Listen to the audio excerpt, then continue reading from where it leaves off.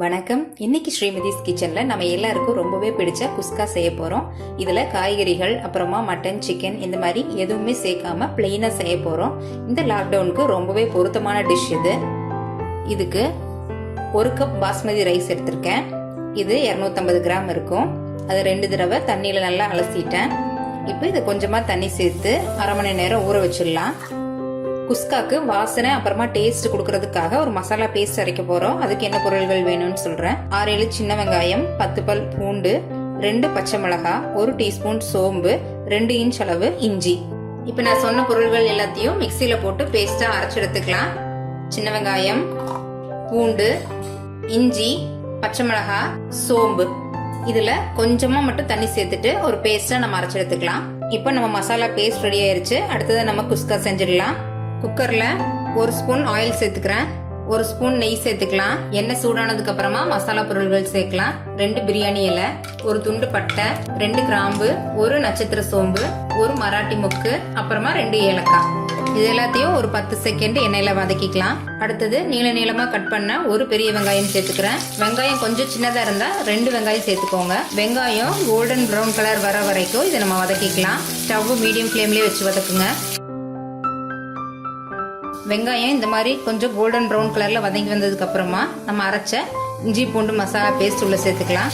இஞ்சி பூண்டு சேர்த்த உடனே லேசா அடிப்பிடிக்கும். அதனால மீடியம் ஃப்ளேம்ல வச்சு அதோட பச்சை வாசனை போற வரைக்கும் கலந்து விட்டுக்கோங்க. இஞ்சி பூண்டு நல்லா வதங்கினதுக்கு அப்புறமா மசாலா எல்லாம் சேர்த்துக்கலாம். 1/4 ஸ்பூன் மஞ்சள் தூள், 1/2 ஸ்பூன் அளவுக்கு மிளகாய் தூள், உங்க காரத்துக்கு ஏற்ற மாதிரி சேர்த்துக்கோங்க. ஆல்ரெடி 2 பச்சை மிளகாய் நம்ம சேர்த்து அரைச்சிருக்கோம். அதுல 1 டீஸ்பூன் மல்லித்தூள், 1 டீஸ்பூன் அளவு கரம் மசாலா இல்லைன்னா பிரியாணி மசாலா சேர்த்துக்கலாம்.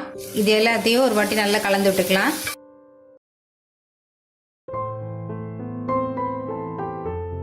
மசாலாவை 1 நிமிஷம் மட்டும் நல்லா வதக்கிக்கோங்க.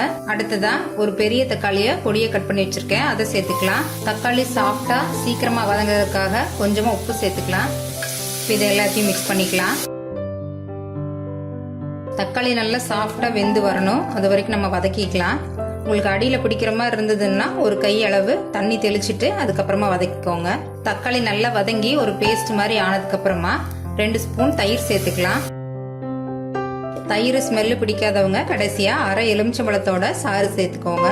இது கூடவே ஒரு கைப்பிடி அளவு மல்லி புதினா இலைகள் சேர்த்துக்கலாம். இப்ப எல்லாத்தையும் 1 நிமிஷம் நல்லா வதக்குனதுக்கு அப்புறமா நம்ம ஊற வச்சு வச்சிருக்கிற பாஸ்மதி அரிசியை தண்ணி வடிச்சிட்டு சேர்த்துக்கலாம்.